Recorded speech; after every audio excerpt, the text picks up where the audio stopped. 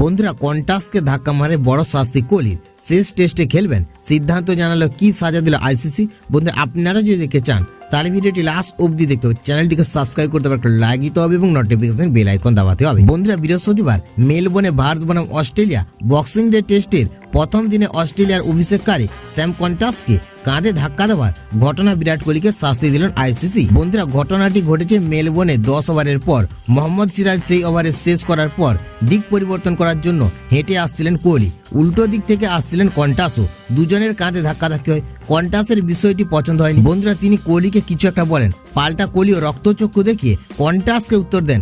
বিষয়টি বেশ দূর গড়ায়নি।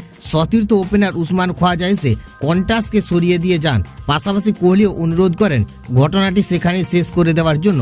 ঝামেলা থামাতে এগিয়ে আসেন আম্পায়ারও। বন্ধুরা শাস্তি পেলেন বিরাট কোহলি।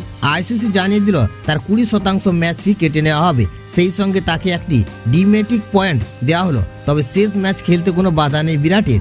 মেলবোর্নে চতুর্থ টেস্টের প্রথম দিন অস্ট্রেলিয়া স্যাম কন্টাসের সঙ্গে ধাক্কাধাক্কি হয়ে কোহলি, এই ঘটনার জন্য শাস্তি পেলেন তিনি।